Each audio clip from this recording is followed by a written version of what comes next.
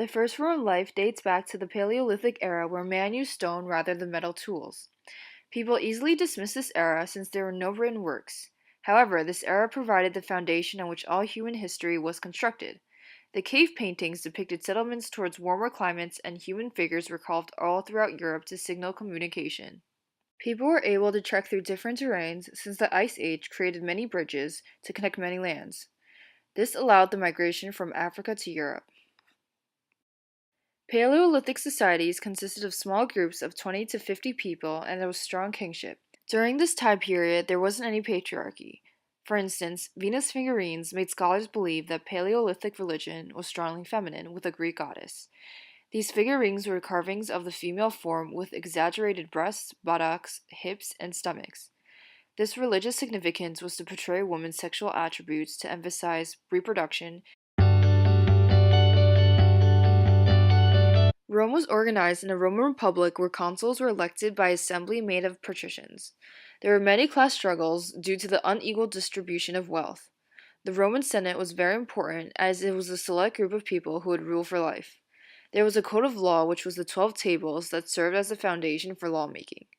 Rome began to expand and be involved with the Mediterranean basin due to Julius Caesar, who conquered many lands. The Pax Romana was a Roman peace that facilitated trade and communication. The Silk Road was very prominent at interlinking trade routes across Afro-Eurasian land. They emphasized Greek philosophy, which focused on rationalism or realism, and some of the teachers were Socrates, Plato, and Aristotle. Many religious movements were active in the Roman Empire. Greek pagan religion and Roman pagan religion were very popular. Religious tolerance was widespread throughout the empire, however, it was granted to those who fulfilled their civic duty. They venerated nature and worshipped deities, both goddesses and gods.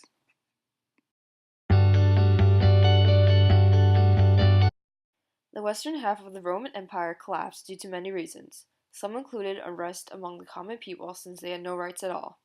Also, as the empire became bigger, it required more people to be conscripted into the army, which required money, therefore, they taxed the people heavily. Also, barbarians often invaded the Roman Empire. Soon enough, the empire decayed. Roads fell into disrepair, cities decayed, long distance travel shriveled, and old Roman order was decentralized and very competitive. The eastern half was able to survive since it was wealthier, more urbanized, and cosmopolitan. Constantinople was the new capital city. The eastern half was known as the Byzantine Empire.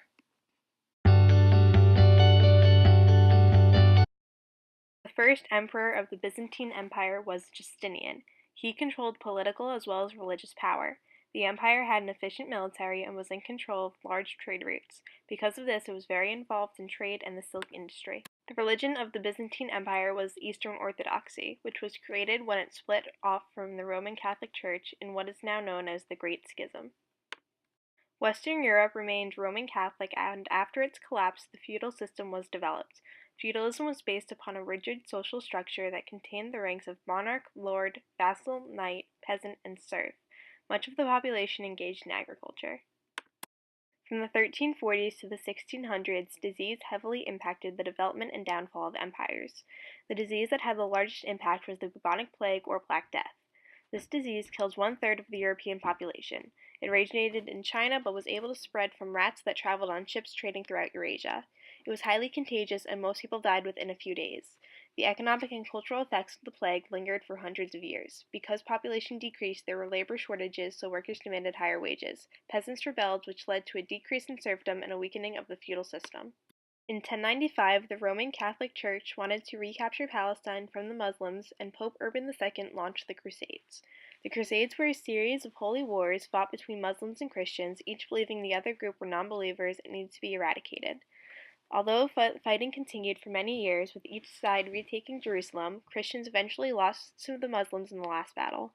The Crusades had many impacts, such as encouraging trade between Western Europe and Muslim merchants, increasing demand for Asian goods, and reintroducing Europe to goods, technology, and other things from the Middle East and Asia. The main trade route between Europe and Asia during this time period was the Silk Road. This was a series of trade routes that spread from China across Asia into the Middle East.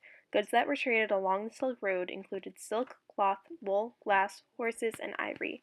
Buddhism and Christianity were also spread along the Silk Road. 1200 to 1550, the Mongols defeated Persia, Russia, and Eastern Europe to create the largest land empire in the world. During their reign, the Mongols spread other cultures, improved trade throughout Asia and Eastern Europe, used paper money, banking, and letters of credit, and created a time of peace once areas were conquered. In Russia, the Mongols caused the destruction of cities and widespread slaughter. They did not directly occupy Russia, and Mongol rulers of Russia were far less assimilated than in other areas. Russian princes also adopted some of the Mongols' ways. Early modern period saw the Renaissance in Europe. The Renaissance was a cultural rebirth based on looking back at Greek and Roman classics. One of the major ideas of this time was humanism, the focus on human achievements and potential rather than just those of religious figures. Also during this time was the Protestant Reformation. It started when Martin Luther thought the Catholic Church had become corrupt and ended up creating his own sect of Christianity. Over time, many different Protestant religions were formed throughout Europe. In response to the Reformation, the Roman Catholic Church reformed itself in the 16th and 17th centuries, known as the Counter-Reformation. The scientific revolution was the intense study of science and math aimed at learning to understand the world through natural laws rather than only religion and superstition. Many scientists, such as Copernicus, Galileo, and Newton, yielded many scientific discoveries. Exploration was also very prominent as Europe emerged out of isolation. The motivation for European exploration was to get Asian land and goods, especially spices, spread Christianity, and open new trade routes. Missionaries spread throughout Asia and beyond in order to try and spread Christianity. Europe gained technological advances from China and the Muslim world and also reached the Americas. Reaching the Americas set off global cultural diffusion. Europeans brought goods such as wheat, sugar, cotton, horses, cattle, pigs, sheep, goats, and chickens to the Americas and sent back goods such as corn, potatoes, beans, tomatoes, peppers, peanuts, avocados, pineapple, and tobacco to Europe. The Europeans also brought over diseases such as smallpox, to which the natives had no immunity. This caused massive death of native populations.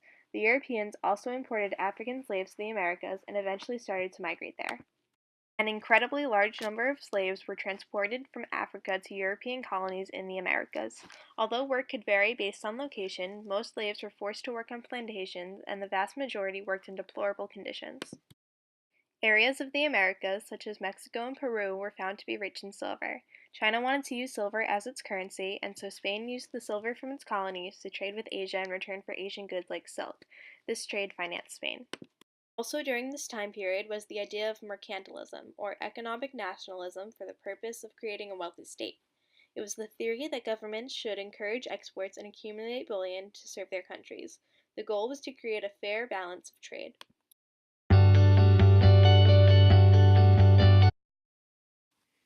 In addition to the early modern era, we also have the Revolutionary era that took place in 1750 to 1900. During this time, Europe is able to industrialize as well as the United States, but we'll focus on Europe. In Europe, factories were starting to sprout inside of Britain first, and then eventually France and parts of Germany and Russia and Italy. All these big countries were able to create these factories that really enhanced production and completely changed society as a whole. Now, this is a big deal because this changed the workforce entirely, in that people now relocated to cities more commonly. Cities had huge population now, and now people were working for terrible wages in terrible conditions, and people wanted change, which led to some different ideas in terms of politics and such. For instance, the Enlightenment era occurred at the same time as industrialization, in that a lot of people had different ideas in economics. For instance, Thomas Hobbes wrote his economic theory, as well as Karl Marx, who gained a lot of support from factory workers. In addition to that, you also have nationalism starting to form, especially as the German states begin to unify after the Napoleonic Wars and after the Congress of Vienna, that I'll get into a little bit later. But you have nationalism forming, and thus people's mindsets are beginning to change, and the world itself is beginning to become a very, very different place. You also have a Communist Manifesto begin to appear, and that's written by Karl Marx, and he's going to come and he's going to say, listen, I think that workers should get together. They should build a utopian society because capitalism only benefits a certain amount of people, and we don't need it. Which is going to become powerful, and you're going to see that more evident in the modern era as Russia falls apart.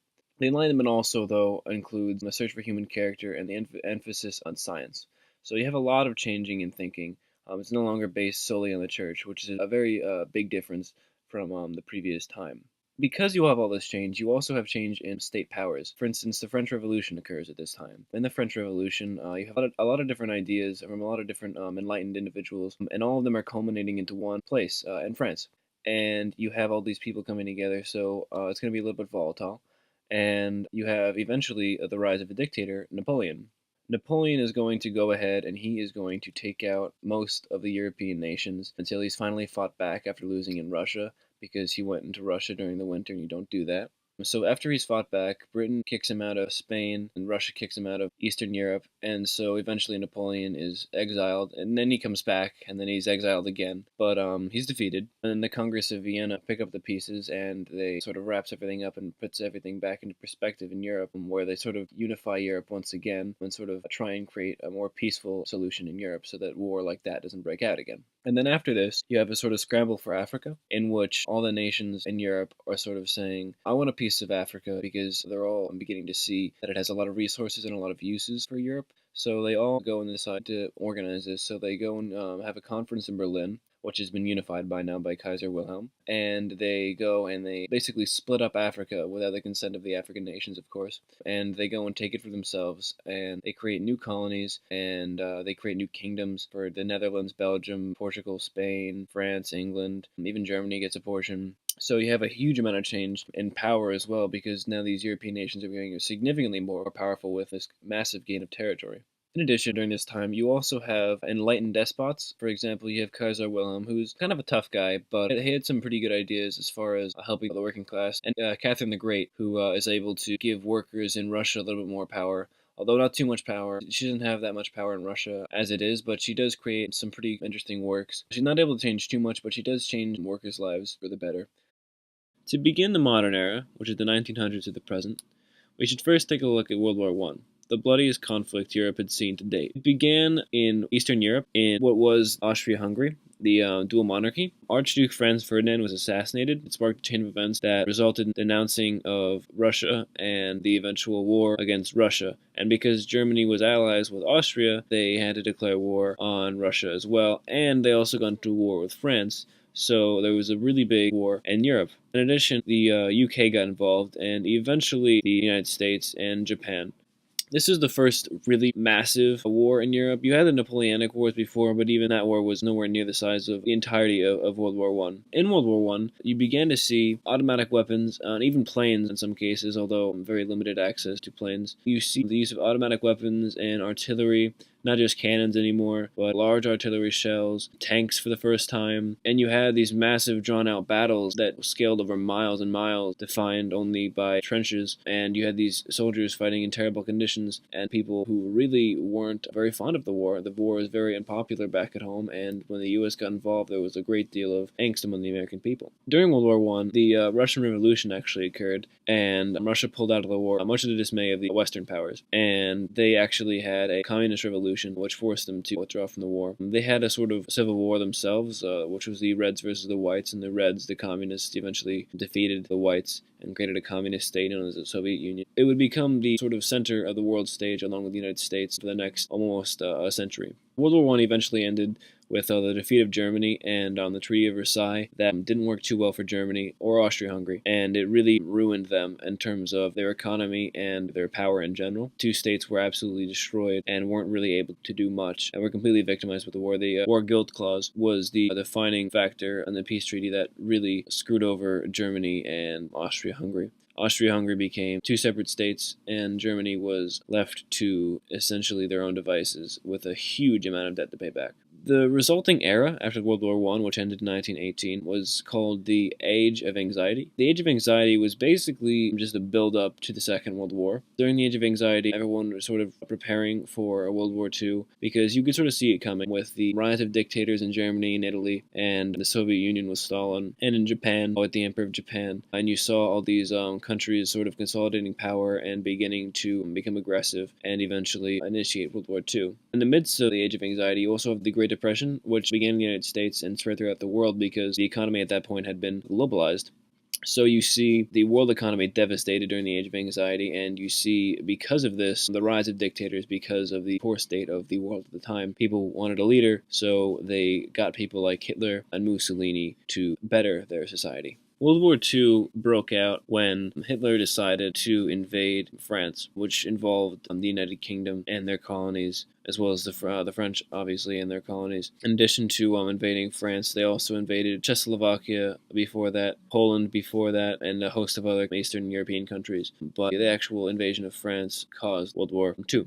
The United States didn't really get involved for a little while, but after the British sort of begged them long enough, they joined in 1941, which is a big deal because the British were on the brink of losing at that point because France had already been dominated and Germany seemed to be advancing on all sides. And even in the Soviet Union, they had taken over a large amount of territory and were only stopped in Stalingrad, where there was a stalemate for a very long time during the entirety of the Russian winter, until they were finally pushed back. And they were pushed back from Britain, France, and Italy as well, because Italy had sided with the Nazis. In addition to this, you also had the Japanese bomb Pearl Harbor, which brought the Americans into a Pacific theater of war as well. You also see terrible things occur during World War II, such as the Holocaust, where millions of Jewish people and mentally handicapped and homosexuals and also communists were massacred in concentration camps and death camps in Germany. In total, 6 million Jews were killed and 11 million other different peoples. Eventually, Germany and Japan were defeated. Germany was defeated a little bit before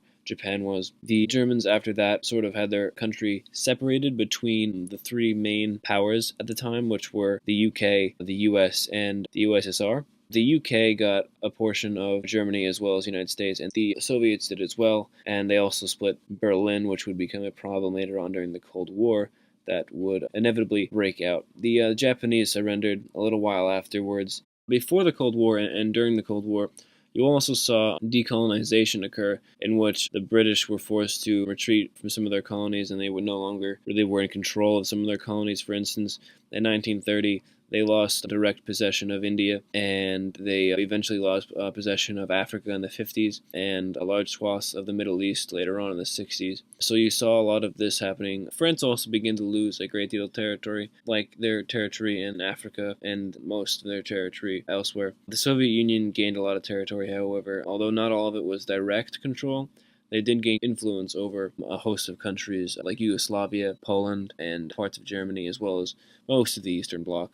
However, some parts were actually part of the USSR, like Ukraine. In addition to decolonization, because of the Holocaust and a host of other things, you actually see a general trend of Zionism sort of forming in the modern era, but the Holocaust sort of really propelled it to become a driving force, especially in the Jewish community, that would eventually result in the founding of Israel, where they would sort of be able to protect themselves from the atrocities that occurred during the Holocaust and atrocities to come. The latter half of this century, during the modern era, was essentially dedicated to the Cold War, in which the United States and the Soviet Union would face off in almost every sector of the world. The United States would attempt to contain communism and prevent it from spreading. Eventually, the Soviet Union did fall. But it took a long time, and the Soviet Union and the United States came very, very, very close to nuclear war and all-out war. So it was a very scary time and a very competitive time for the United States, as well as a time of incredible growth for both economic and political ties between different countries. During this time, you also saw a sort of globalization emerge between different countries. Although the Soviet Union and the United States competed for different allies and friends and trade partners, and in globalization, we sort of saw the foundations of the entire world come together. A world economy already existed, but the world economy became more tight-knit and developed during this time. A great many countries became part of the globalization process during this time.